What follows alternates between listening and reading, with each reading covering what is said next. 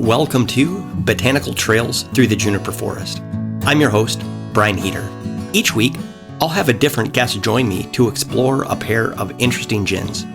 We'll chat a little bit about the gin and the distilleries, throw in a bit of trivia, hopefully laugh a bit, and then we'll go off the beaten path. Although I say that this is a podcast about gin, really this is just an excuse for me to spend time with my friends. But that'll just be our secret. Okay, let's start exploring. My guest today is Steve Rotary. Steve, thanks for being a guest. Thanks for having me, Brian. Yeah, my pleasure. So, if you're like me, since the middle of season one, when I mentioned I was going to do an episode on Navy Strength gins, people have been waiting for this episode. And so I finally came across a couple that I thought we could give a try to. So it's a bit interesting because I've actually done a gin from each of these distilleries before. Nice. So one is in Scotland and one is actually just right over here in Holland, Michigan. So cool.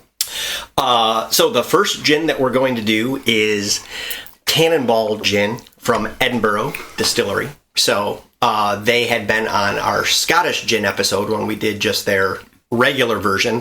In that episode, I mentioned that they have like 19 varieties of gin. Uh-huh. And when I was in Madison in June for my niece Gemma's graduation, I went to this like local liquor store they have, Woodman's if I remember correctly.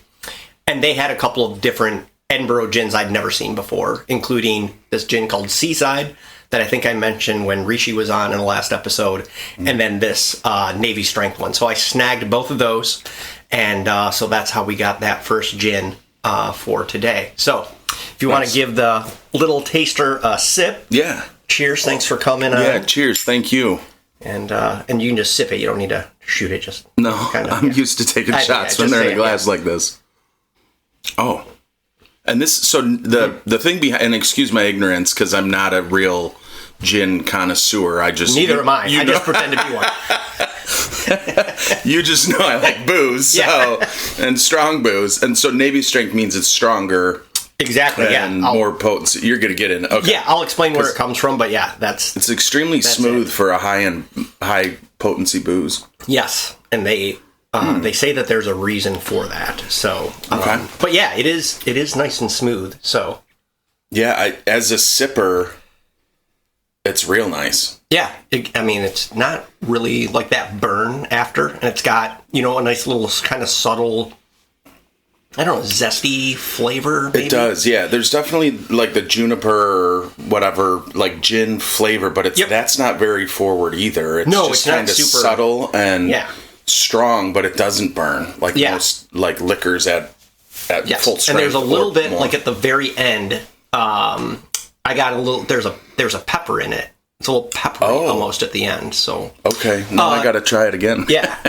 And then the cocktail that I made is just a normal gin and tonic, and I went with Mediterranean tonic, and then they recommend on their website to utilize like a little bit of lemon in it. So it's Mediterranean tonic with a little dash of fresh squeezed lemon. So cheers, buddy. Enjoy. Oh, yeah. I like that one. Oh, yeah. Okay, so you were right on the button, though, in terms of, like, where did the term Navy Strength come from? So Navy Strength is a style of gin along the lines of, like, an Old Tom or, like, Plymouth gin, London Dry. Mm-hmm.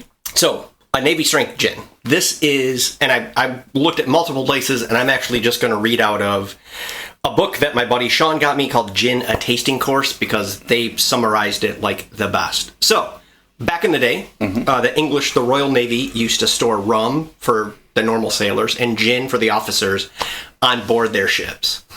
And it was essential that in the event of a spillage, the alcohol was sufficiently flammable so it wouldn't spoil the ship's gunpowder.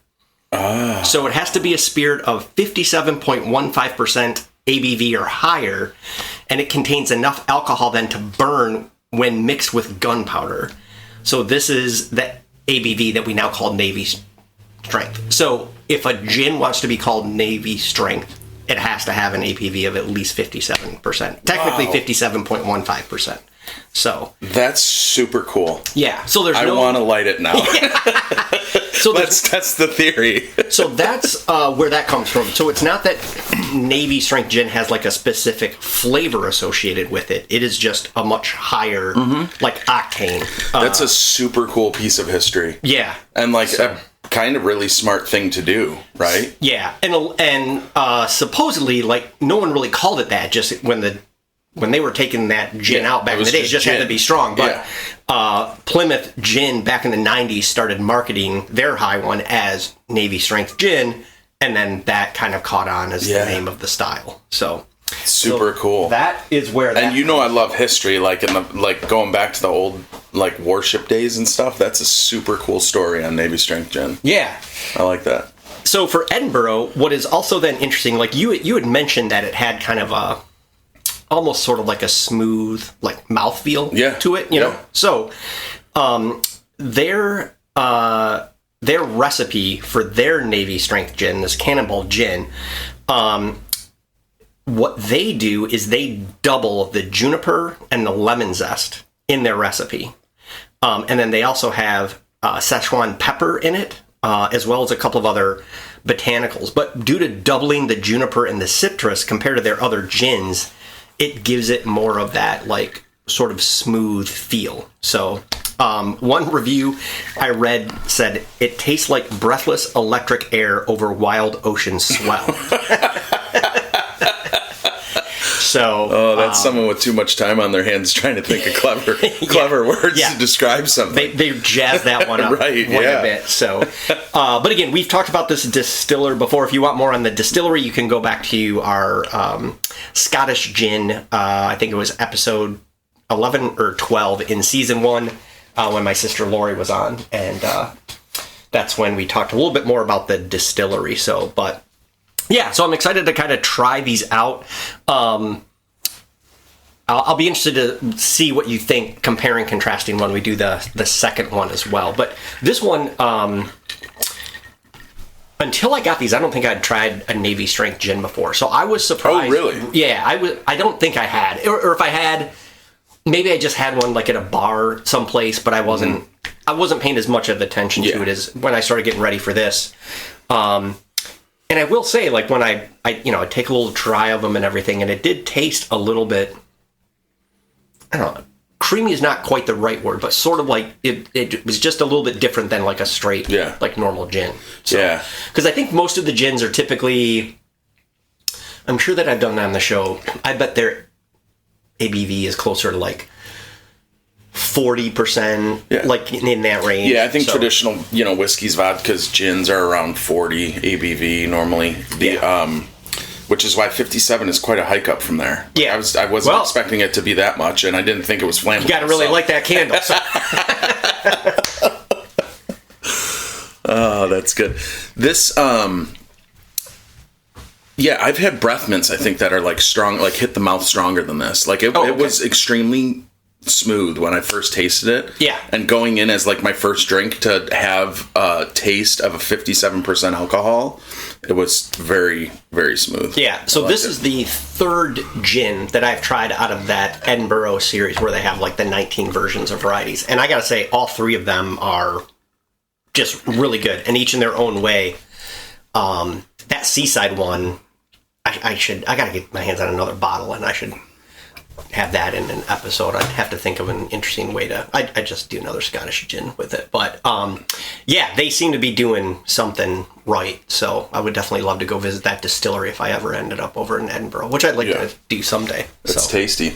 Is Navy Strength gin something you can get at, like, if you're out at a restaurant or bars? Do they carry it normally, or is it something that you have to get at the liquor store and kind of make it home? Or no, I've definitely seen it in a couple of restaurants. Mm-hmm. I think the one that you'll see the most is Plymouth, their Navy Strength gin. Okay.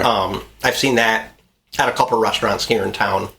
So if you go somewhere and they've got a halfway decent gin selection, there's a chance that you'll, that they might have a Navy Strength one that you can give a try to. So. Yeah. I prefer a stronger cocktail, so that's good to have in my back pocket. Yeah, so you can keep that. Yeah, you can keep that one and be like, hey, do you have anything Navy strength? Yeah. So.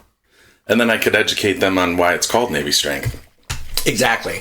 So what I didn't do was actually experiment and mix this with gunpowder and see if it would still light. So I'll have to try it should light on its own based on what you said. Maybe, right? Yeah. Where's the lighter? Let's see if the shot glass will fire up. When we do segment 2, I'll try to light them on fire. There we go. See if flaming that works. Shots. I'll be like, blow it out first. Yeah. It'll be like a college party.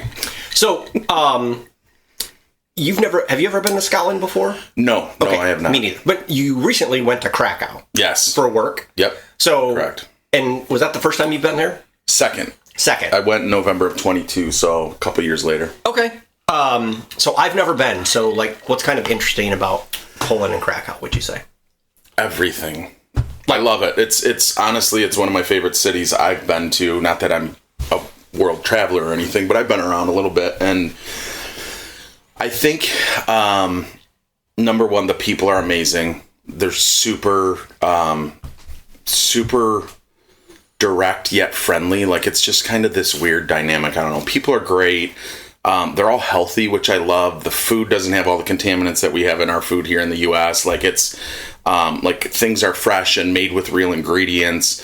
You walk everywhere, so it's just like a healthier community.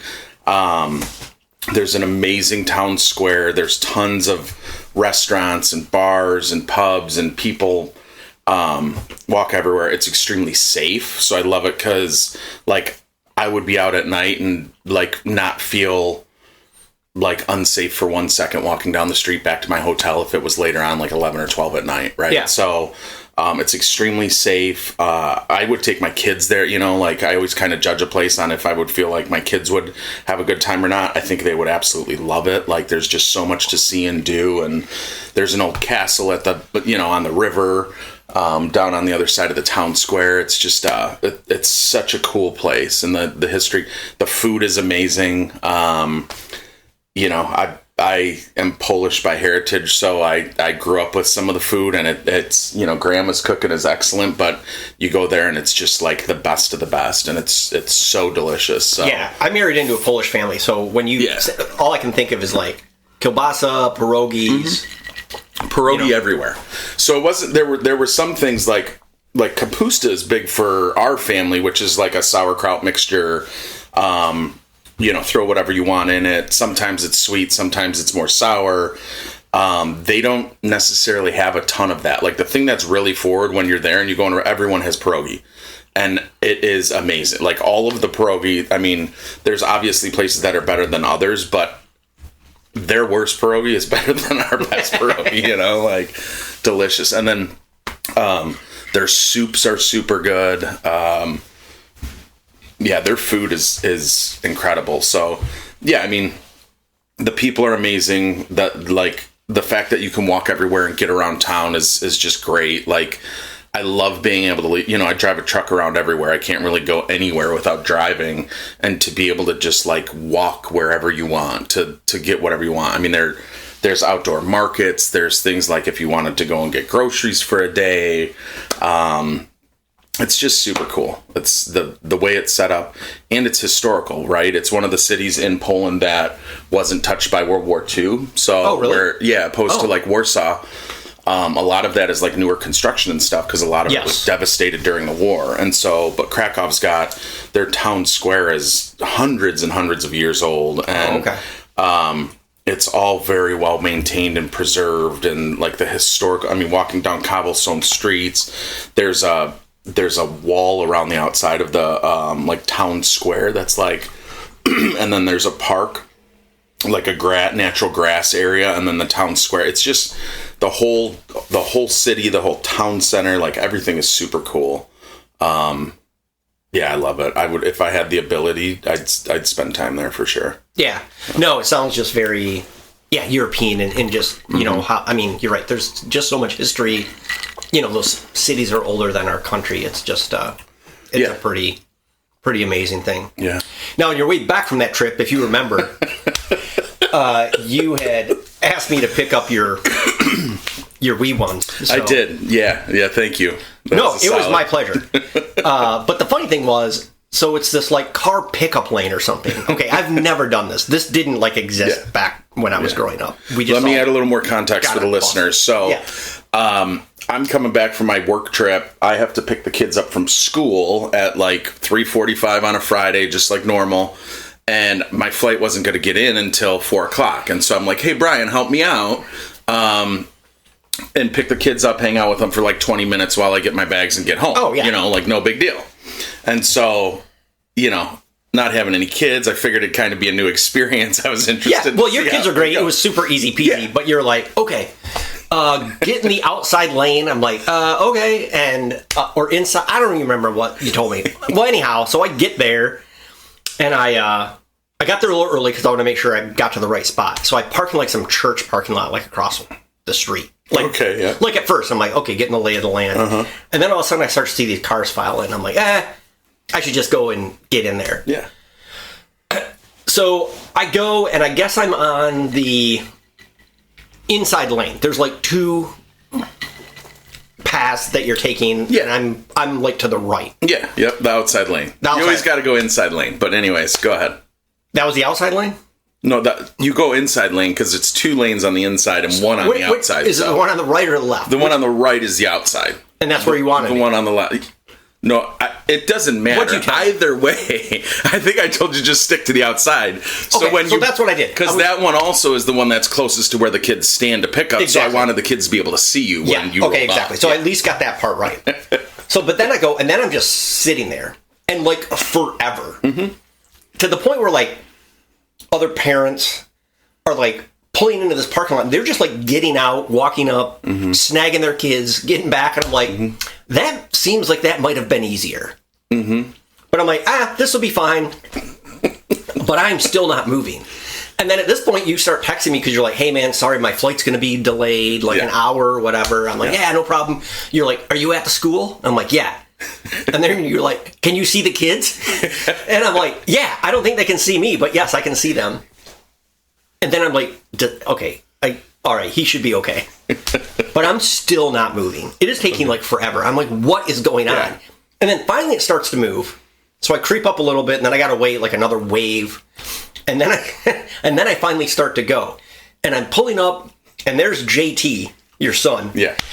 And I like kind of like come to a halt sort of by him, and all of a sudden his eyes kind of like pop out of his head, and he's like, what are you doing? He's like, you gotta keep going. And I was like, why? And I don't know. And then I look, and there's some lady, I don't know, she's a teacher or something in some school shirt. She's just staring daggers at me, and I'm just like, so I gotta keep moving forward. Then I stop, and then the kids can pile in. They get in, and then I was going to say they're happy to see me, but they're happy to just get out of school because it was Friday. Yeah. And then I was like, hey. And they were happy you didn't embarrass them too bad by like not stopping too bad. when you're just not, when you're supposed to pull keep going, buddy. And then I was like, hey, your dad's flight's a little delayed. And then I was just like, you guys want to go get ice cream? And JT kind of played it cool. He was like, you know. And I was like, Hannah, do you want ice cream? Boom. Yeah, she's not shy to tell you that she'll get ice cream anytime. Yeah. So. And so that was it. No, that was my first time with the school pickup line. The school pickup line. That was an experience. I'll tell you what, there's so many good stories that come out of the school pickup line, especially like early in the year, and new parents and people that haven't done it before. And then there's like people that are like entitled, and like you could just feel their entitlement while they're in the pickup line. Like the kid is the only kid that goes to school, and it's like, this is still like a social situation where you need to understand like what the social norm is. Like, pull forward, try to be as quick as possible. Like, you don't have to rush, but like move quicker than like thinking you're the only one on the planet. You know, like there's different things like that. It's there. I always have good pickup line stories. And then there's people not paying attention, you know, just every end of the spectrum. And the funny thing, you say that about JT, the kids know better than the parents how the pickup line. Yeah, you know, just like keep going. It's like these elements. Yeah. They're like, or like parents will try to walk across because you have to walk through the pickup line, like the car lines. Because there's 2 options. You can park and like go physically walk and pick them up and take them, or sit in the pickup line. I always just show up a little bit later catch the end of the pickup line. It's cool. The kids actually appreciate that because they like socializing for like that 10 minutes while everyone's getting picked up. Like my son thinks he's holding court, and is like the mayor of the school or whatever. So they appreciate that. I come a little bit later so they can socialize more. But yeah, it's really there was one time that like this parent, and it was mid-year, and this parent was like, cars were moving and they were just gonna walk like they had the right of way, like they're on the city streets, which granted on the city streets, right, like pedestrians have the right of way and people are sometimes used to just walk, but boy did they just keep going, and their kid was like, stop. I could see him like hand up like, stop, like before one of the teachers could even catch it. Oh yeah, school pickup, I'll tell you, it's interesting. I appreciate you doing that. And no, it was my pleasure. It just, the whole thing just sort of cracked me up as it unfolded, that I obviously had no idea what I was doing, and it was clear there are other people telling the story about the blue Taurus that didn't know what it was doing. This guy in the dark blue Fusion, what an idiot. He tried to stop and pick the kid up right there. Yeah. Oh man, but that worked out well. Okay, are you ready for round one of trivia? Yeah, let's go. Okay. So I'm a big trivia fan, as you know. Yep. Grew up playing Jeopardy. It was like we had dinner and then we sat down and we watched Jeopardy and kept score. So like trivia, bring it. I'm totally into it. Okay. This is called a dry run. It is a question about bootlegging and prohibition. Okay. All right? Not a fan. Go ahead. What did the people who supported prohibition claim that drinking could do? Your options are A, rupture your stomach, B, make you sterile, C, set your brain on fire, or D, cause blindness. And I'm happy to repeat those. No, I got them. I'm going to say C, set your brain on fire. Ding, ding, ding. Yeah. Good job. Yeah. Now, why did you guess that, just out of curiosity? Well, the sterile one I didn't think was a very good argument, because I feel like half the drinkers at the time were probably like, please give me something that'll sterilize me. It was deduction. I forget what the first one didn't sound like it was rupture your stomach. Yeah, it didn't sound like it was a hard enough sell. I felt like that was the most extreme, which I feel like people wouldn't necessarily guess. So, set your brain on fire. Plus alcohol, the effect and everything. I mean, you could tell it. A lot of it burns, especially back then. Could you imagine what booze was like back then? No. Mm-mm. Like, it was probably so terrible. Like, I can't imagine. Like, I feel like we're spoiled with like the good flavor and everything of it, and like all processes have been refined. Like, I just feel like it would be like terrible, just like fire water. Like, that's probably why they called it fire water, because dirty still in the middle of the woods that had never been cleaned. Exactly. Yeah, just terrible. Yeah. Like, and so it probably burned, and so they probably tried to play off of that too. So when you said the fire in the brain, and I was like, that's probably the closest match. So see, I would have guessed. I didn't know, but I would have guessed that. But the only reason, what I've discovered with these trivia cards, it's listen to all four answers. What is the most extreme, ludicrous one? Yeah, and that'll be it. It was like, what was the one?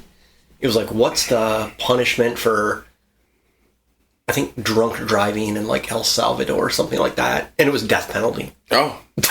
It was just like so extreme. And that's the penalty. Wow. Yeah, it was just crazy. Wow. So anyhow, good job on that. So thanks. Yeah, 1 for 1. Let's go. All right. Well, we will take a break, and we'll be back to try gin number 2. All right.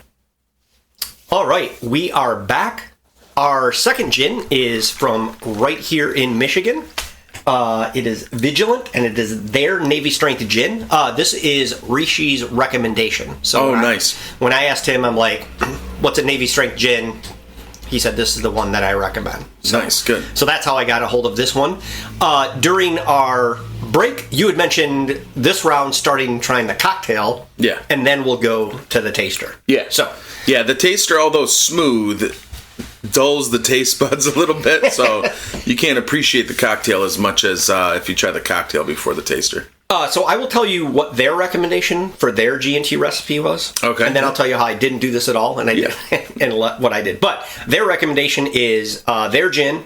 I half an ounce of vermouth, 2 dashes of orange bitters, and then a tonic. Okay. I didn't have 2 of those things. Yeah. So I went with gin. This also has like some citrusy zest to it, so I also went with the lemon. But I switched up the tonics, and I went with the light Indian premium. Okay.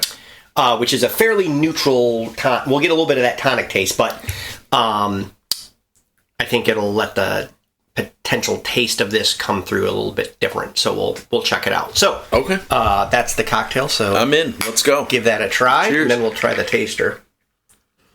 Wow, that's delicious. It's different. I think this is totally different, though. Oh yeah, it's very different. That's why I said wow, because I was expecting similar, and it's not at all.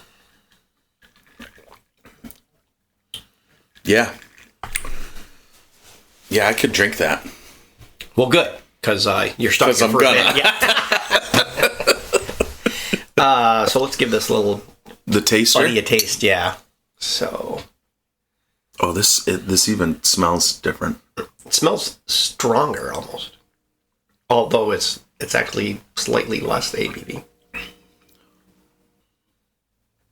Wow, I can't pinpoint the taste, but it's kind of specific. Yeah, and it's definitely different. Interesting. This, too, is not what I would expect a 57% liquor content alcohol to feel like in your mouth. No, I would agree with that. Wow. But it definitely has... What is that? A little bit different flavor. Well, let's learn about this gin a little bit. So...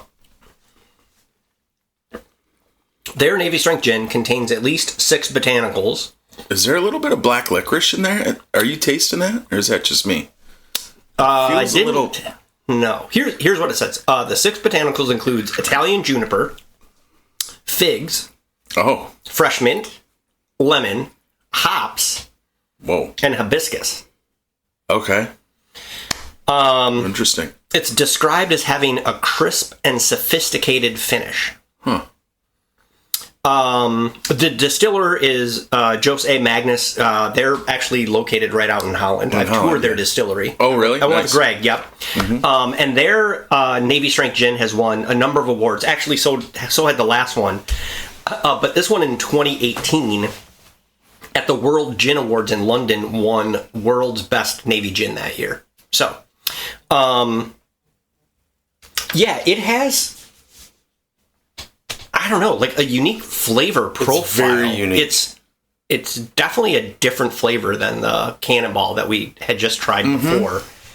I like it. I don't know why I get a little bit of black licorice, like maybe. And it's not it could be just those combination of botanicals in it.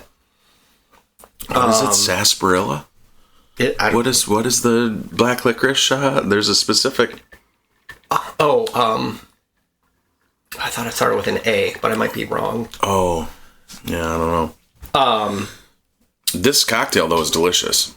I could absolutely... I'm glad you like it. ...drink this cocktail. I would say... on a regular basis. For lack of a better term, this tastes a little bit more, like, complex to me. Like, this seems to have a little bit more going on than the other one.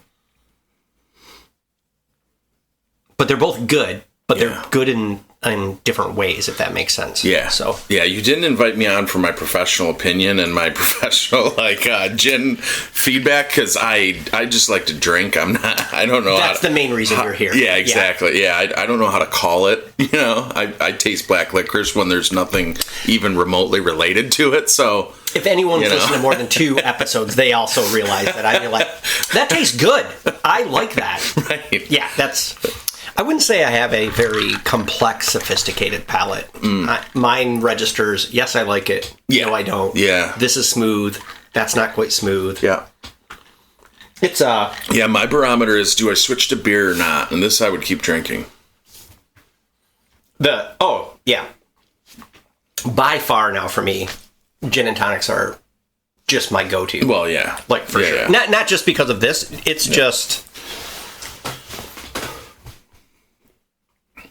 I would say gin for me is the first alcoholic beverage that I've ever like craved.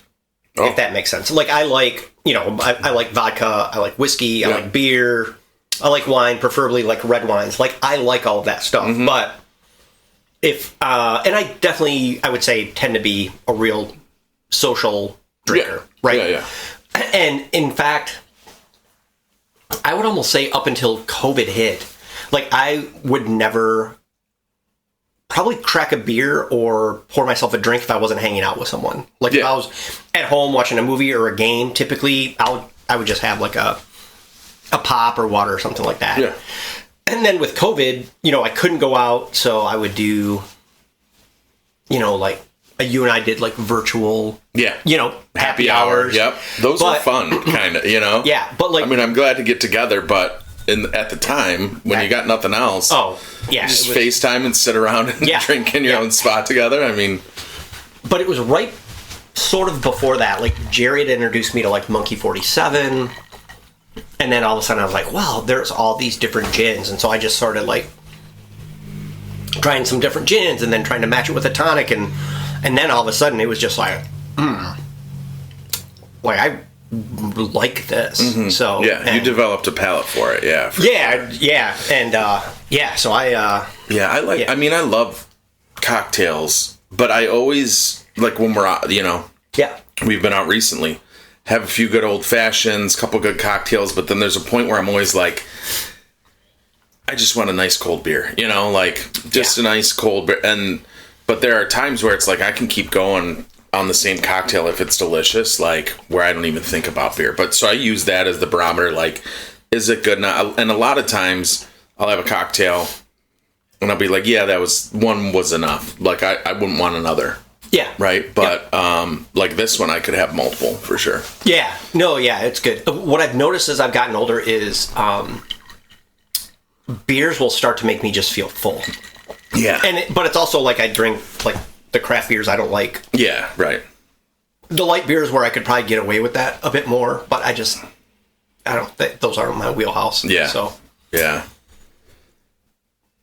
Yeah, I can put away craft beer even. I mean, they're just so delicious. But you're right, it makes you feel full, but cocktails are generally a good cocktail, like, go-to.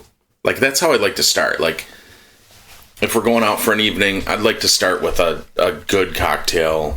Now, when we went out Saturday and you tried an old fashioned from two different places, is that right? Yep. Which one did you? Well, I had. Let's be honest. I had a couple old fashions at one place, and then another old fashioned. The first one, absolutely. Are we allowed to say like? Yeah. Okay, yeah. We were out at Ruth's Chris, and they just, for some reason, I get a Maker's Old Fashioned from there. It's not like a menu thing. It's just I want a Maker's Old Fashioned. That's kind of my go-to if I don't. I'm not interested in what they have in their specialty cocktail menu or anything. But so I just get a Maker's Old Fashioned, and like I've toured the Maker's facility, and absolutely like. It was amazing, and so knowing the history and stuff of it, and like how it's made, and seeing the grounds, Makers is one of my go-tos when it comes to having an old fashioned. And so it was and Ruth's Chris, they have the nice big glasses, it just feels like an appropriate cocktail when you're about to have a delicious steak meal, right? And so yeah, that was really good. I would say that was. And it's always been, like, every time I go to Ruth's Chris, I think I have a Maker's Old Fashioned because it's just kind of what I want in that setting, right? Yeah. I tried that, when I'd done the Japanese gins with Alyssa, the Nika distillery, I tried their Nika coffee bourbon, I think we figured. Yeah, yep. That it was. And yep. that was tasty. Yep. So, what was that one drink? Not when you're in your house, but you were in that place before, like on James Street. Yes, the Voocaray. The Voocaray. Yes. What was in that again? Because you would make that when I'd come over for the Thursday night. And I'm going to bring it back. It's such a delicious drink. And I was out with a friend at Buffalo Traders a few months back, and I had one, and it was just as good as I remember it because they were the ones that actually introduced it. So, a lounge here in Grand Rapids that does amazing cocktails that you and I have been to multiple times before. They were the ones that introduced me to it because I was like, I like old fashions, I like that kind of, and they're like, I've got something, and the bartender at the time was really good, and he introduced me to the Voocaray, and it's, gosh, I can't even think of, there's 6 ingredients, but it's like, there's cognac, there's rye whiskey, there's, I don't know, I can't remember, but it's such a good drink, like, and it's all booze, and it's just very booze forward, but like extremely tasty. Oh, and yeah. So, and it's like a sipper that, like, I never get sick of. Like, I could, when at the old place that I had that was like my house drink, it was, I mean, those. Yeah, we'd make those in either, if it was football season, we watched a Thursday night game, or wasn't, or after the game, then we'd shoot pool. But for some reason, did you have that with Brad one time? Because remember, we would like, your old manager, when Brad, we would send him pictures when he would make. Yeah, because I believe he knew what it was. He was one of the only people on the planet, I think, that knew what it was, or at least I talked to him about it enough, like talked it up enough in conversation that he had, we used to exchange pictures, and I would share my, my Voocaray, because it's not like an easy drink to make necessarily. There's a bit of a science, and there's I think there's like a vermouth. I don't know. Yeah, vermouth sounds right. You get those like special cherries for it. Yeah, right? You've got to have that's. I think for all of those out there listening, I want you to know, if you're ever making a drink that calls for a cherry garnish, you have to use like Luxardo or like one of the really good cherries, like either a booze soaked cherry or you can't just do regular like maraschino cherries. Like it's worth it. They're more expensive, but I'll tell you what, whenever you're making a cocktail at home, that's all I use, because it's like, it makes the drink, right? It's such a good accompaniment for the drink. And some drinks even that are a little bit sweeter, like old fashioned, like I'll crush mine a little bit, because the sweetness out of the cherry will come into the drink, and it makes it just like that much tastier. So, and in fact, at Ruth's Chris, that's what they do. They give you boozy cherries in the drink. Those must have been like, in whatever they're absorbing, for 6 months, it seemed like. That was like a miniature shot. Yeah. When you were like, try this little cherry. So boozy, but they crush it. So in the drink itself, they put 2 on a toothpick, but then they crush like 1 or 2 in the drink itself. Yeah. And it just adds a little different twist and flavor on it. So, yeah, but the Voocaray, I'm so glad you brought that up, because I feel like I should get the ingredients and give it another shot. It was such a good beverage. Oh, you had that thing dialed in. I did. That was good. And then you use, the I think it was lemon. Was it lemon peel or orange peel? And you go around the rim with it. Yeah. So every drink, like every taste, it's always like a margarita. Like every taste you twist the glass a little bit, and then so you get like that forward orange. I think it was an orange. Yeah, and I felt you get that little bit of orange before the liquor hits it, and it's just like, I felt like that was one we enjoyed more, like in the fall and winter. Yeah, Yeah, it's a tough summer drink. I mean, you get hot real quick. I'm a sweater anyways when I'm drinking, so you get it on a hot summer night. I don't think that's the go-to cocktail. That's for sure. Now this, I'll tell you what, I think I could have this on a hot summer night. Oh yeah. Gin. Very easy. Very easy. Gin, I find, tends to be fairly light and refreshing. So, like in the summer, it's a really good. Even though to me it always like just reminds me of Christmas, because the juniper and like the pine tree taste, right? Yes, like tastes like Christmas. The smell, like Alyssa loves to say. Exactly, the smell of a Christmas tree is like the taste of gin. I actually didn't like it for a little while because of that. But I was drinking, like the cheapest gins on the planet. Back no, they're super, and they're like, and if they you take do that taste and then like just they like put whatever a pine tonic branch. they're giving you to like at a bar, like that's just not, that's not going to be the best way to enjoy gin. The way that this is. So all right, well, let's do round 2 of trivia. All right, before we jump into, I'm in off the beaten path. I ask you. Here we go. Yes, a dry run. Questions about bootlegging and prohibition. Another dry run. Okay. What animal was used as the mascot of the Prohibition Party? Do you know this without the? Okay, I feel like this is something you might know. Anyway, A, a horse. B, an elephant. C, a largemouth bass. D, a camel. So what was the symbol of the Prohibition Party? What animal was used as the mascot of the Prohibition Party? So I'm assuming that's the people that wanted to ban booze.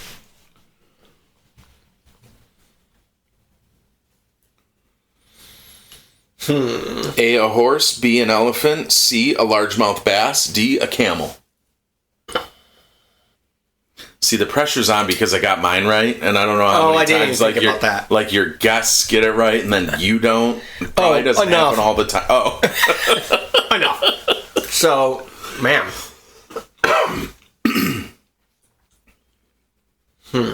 What would that be? What's just the most ridiculous one out of those four? Prohibition. You're not going to want people to drink. So what animal? I don't know. I have no idea. So out of those four, what's the most ridiculous thing? I'll say a largemouth bass. Wrong. What was it? Elephant? Nope, a camel. Oof, I would not have guessed a camel. So which makes me think, like, I think your line of thinking was very good, but I think maybe you, like, based on the answer being a camel, you had it wrong. Like, the Prohibition Party must have been the party that wanted to bring Prohibition back. Or wanted to bring booze back. Well, right? Because a camel wouldn't that be the anti-Prohibition Party? Prohibition was when they banned booze. You're right.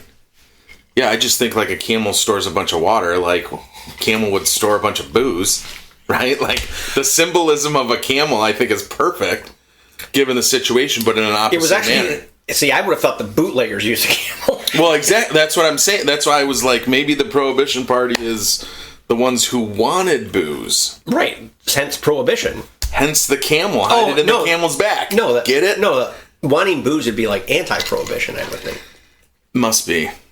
Anyways. All right, a camel. I'm no history major, but me neither. It was a camel. I have ridden a camel. The reason why I wouldn't... counts for something. I wouldn't have guessed a camel because even back then, I think Camel cigarettes were a thing. And I feel like that was a major enough brand that why would you use a symbol that's already commonly known? Yeah, and see, the camel I didn't go for just because I was like, we don't have camels here. Like that. Right. How's that going to appeal to, Right. But anyways, okay. Maybe it was like a reverse psychology thing. Well, they definitely tripped me up. All right. Anything else you want to cover before we go to everyone's favorite segment? No, I'm good. All right. I'm enjoying the gin and the company of a good friend. Exactly what the whole point of this goofy little podcast is about. So thank you very much. Check. Okay.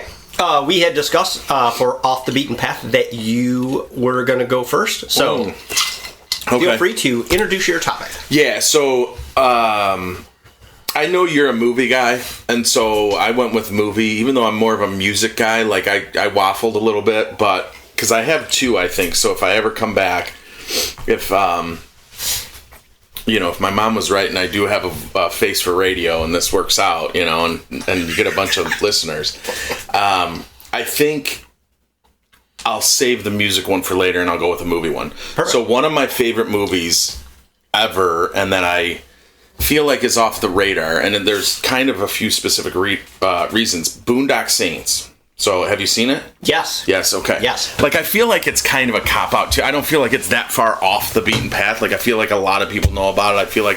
But for anyone that may not know about it, it came out at a time... Like, it was right after Columbine High School, like, the shooting. They didn't get theater play and everything. It kind of flopped because of that. And so I don't think it became as popular, but it became, like, this cult classic, right? And it's, like, this action thriller.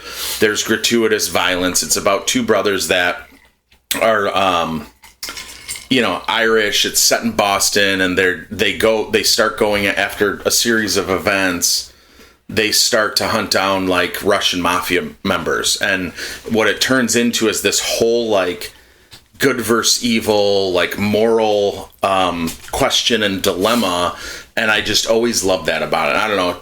I think it came out like my freshman year of college or something like that. So I was young and impressionable, and I think just at the time, like the question of like they thought they were doing like God's work by taking out terrible people who created like who were killing more people than they were and everything and all this. So anyways, it just turns into this like moral question, which is like my favorite part about it. And I've always loved the movie. There's, gratuitous violence and it's super campy but the like actors are really good in it. Like they all go on to do like great things. Willem Dafoe is Dafoe's in it. The FBI guy, right? agent, this eccentric FBI agent that like goes like is following them, and so that's a whole element of the story. And he like reenacts like what he thinks could have happened in the murder scene, and like so it's kind of it's interesting. And then even at the end, like without giving it away or anything. Like when they go to credits, I think it looks like, and I don't know, I've never looked this up, but it looks like they're just asking people on the street of Boston, like, what do you think? Like almost like it was a true story or something, or like what do you think about the Saints, right?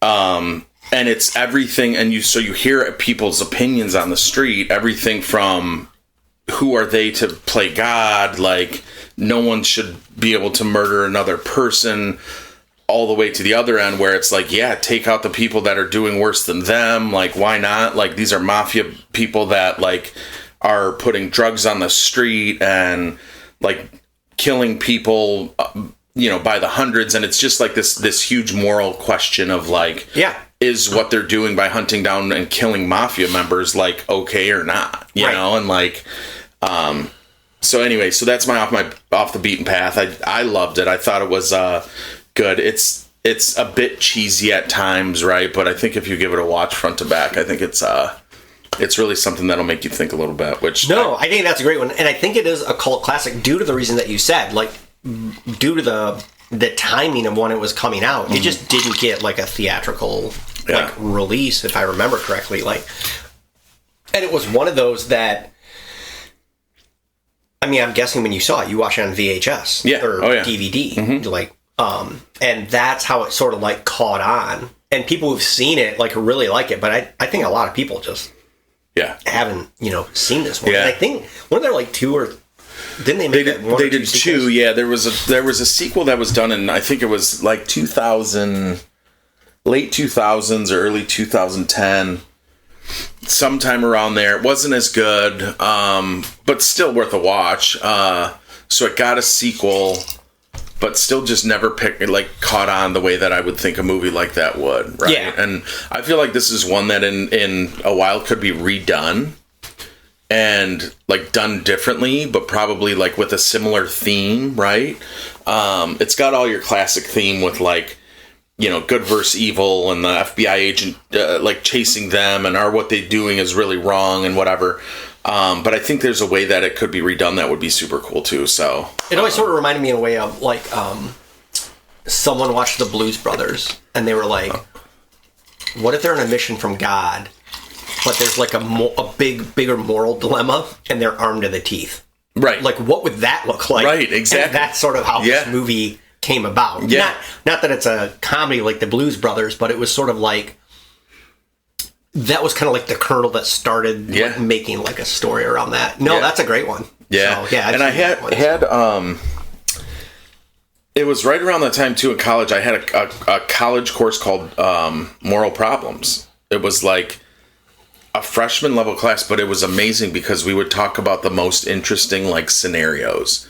And like this was one that I brought to the class was like, well, like I've got one for you, like what do you guys think about this? Like is it okay to murder someone is going to murder 100 people? Wait, so you like brought something. Like the you brought, just for conversation's sake, right? But like, you brought the plot basically of Dr. States too. Oh, and half the people had seen it, half of it had not. But we talked about it in the class where it was like, like is this okay or not? Like you've got the mafia who, by and large, isn't great for the community. Like they make everyone think they are, but they're obviously like doing a ton of terrible stuff. They're criminals. Yeah. Okay. So it's safe to call them.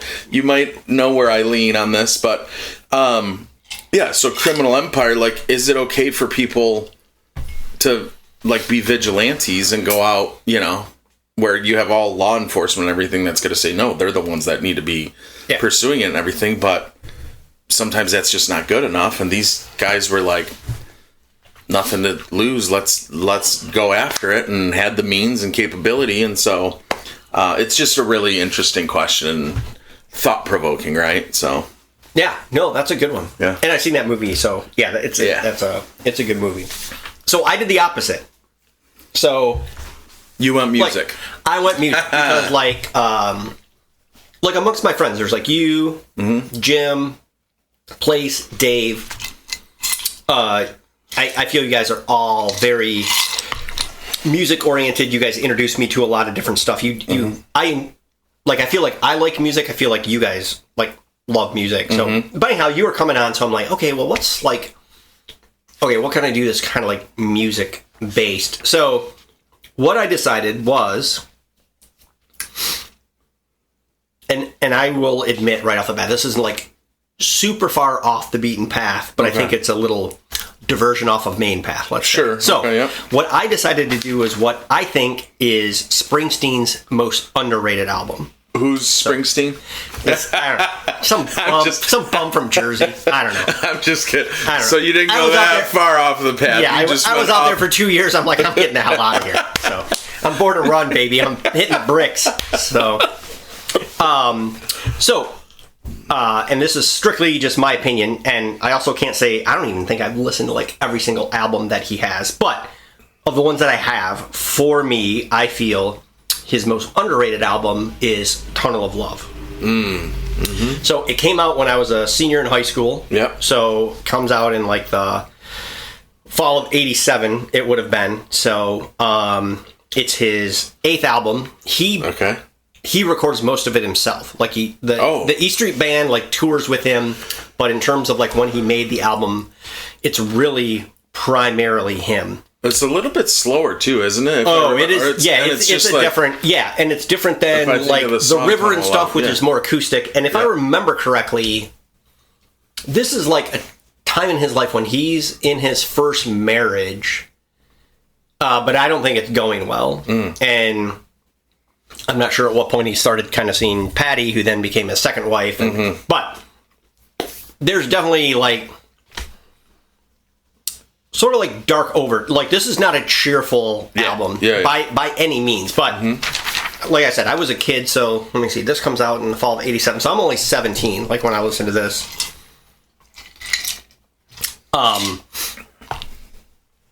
I remember just like listening to it, and for me it was just sort of like, oh, this is like sort of like serious stuff. Like I was just trying to get someone to go out on a date with me, let alone, you know, but I was just kind of like, oh, this, you know, this seems very sort of like adult and serious.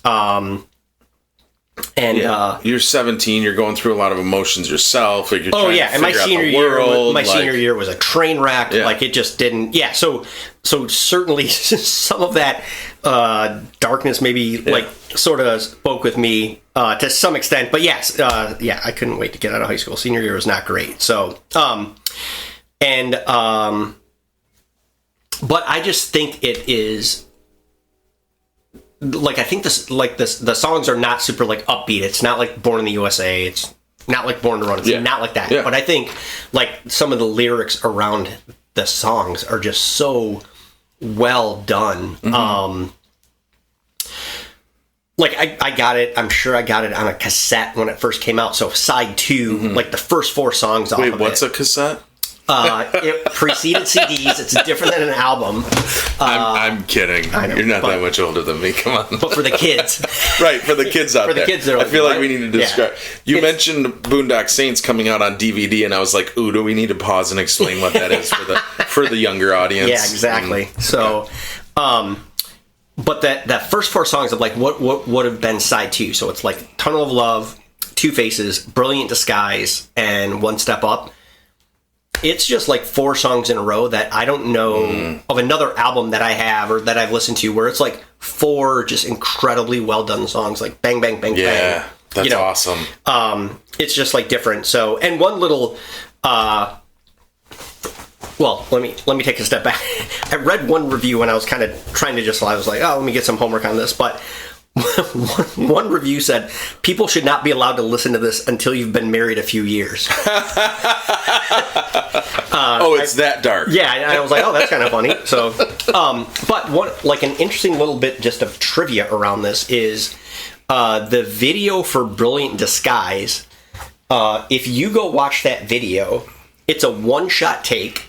Oh. It's in black and white. Okay. And he's really singing on it. And it's the first time like a video like that ever ended up on MTV. And this is back in 87? 87. Wow. And it was just him like playing the guitar. It's like black and white. He's wearing like a flannel shirt. I'm going to look that up. That's super interesting. Slowly like the camera like pans in. And I remember, and I didn't know this at the time. But and it's a one shot? It's just one take. Wow. Boom. Him doing it. And that's super cool. And I listen to that album like all the time. So I'm watching that video when it comes out. And all of a sudden I'm just like, hey, this is like a slightly different version of this. Yeah. And then Why isn't this the studio version? I read about no, it was like him really playing on that video.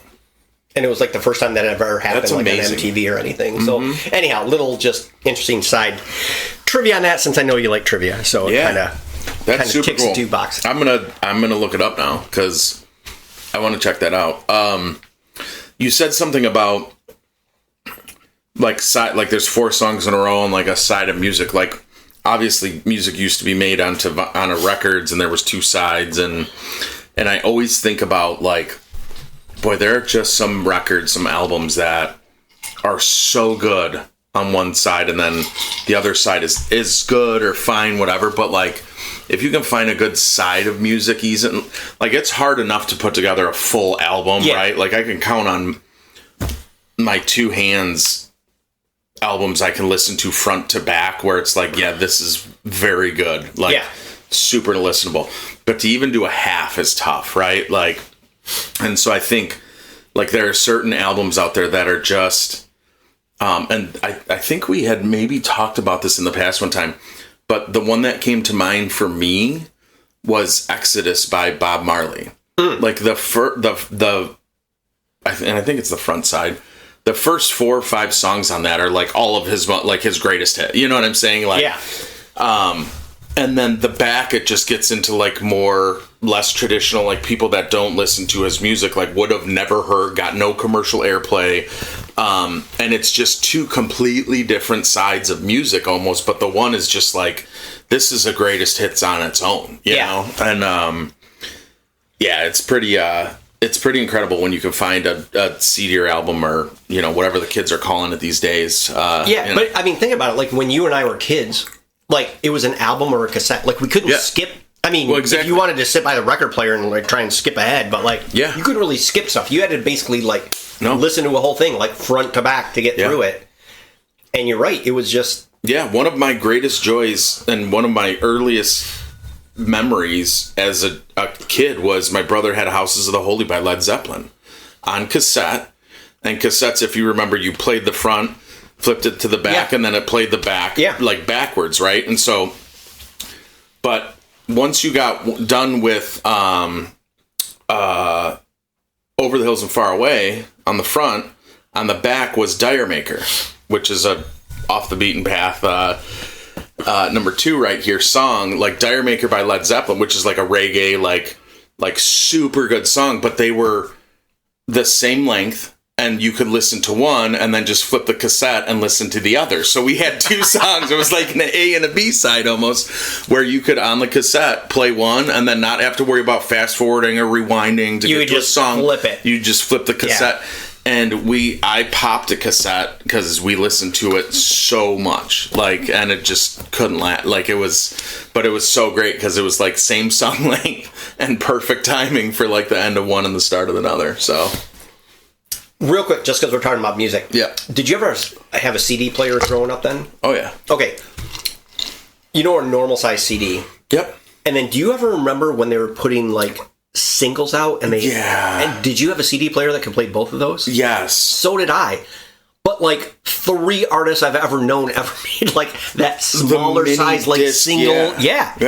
Which at the time was advertised as like the future, but no one did it. And I forgot about that until you just mentioned it, but I remember I had a Walkman that was like that could play both. Oh, okay. And I can't even remember what I I think I had like a Tears for Fears single, but like no one made them. No, like it was something that like was available but never took off. Yeah. But it seemed like it would have been such a cool little idea, like the singles for albums. I mean, it was a direct, 45. It would have been, it was a direct replica, and it just never. I don't know. Somehow that just never caught on. Yeah, interesting. Anyway, the good old days of music, man. Yeah, my other off the beaten path, which we'll save for the next time, is really good. So. Oh, so you're saying you would come back again then? If I'm invited back, I'm going to throw the teaser out there that that you got something. Yeah, that I've got one already lined up. So, well, that sounds great. Well, thank you so much for joining me. Thank you, and we will look forward to catching you the next time. Thanks for joining us. Feel free to subscribe to us on whichever platform you listen to your podcasts. Also, I want to take a quick minute to thank Darin VanderMolen for all of his help behind the scenes. Without him, this podcast probably wouldn't even exist, and his help is greatly appreciated. Hope you have a great week, and we will look forward to seeing you the next time we go down the botanical trails. This has been a Shits and Giggles production.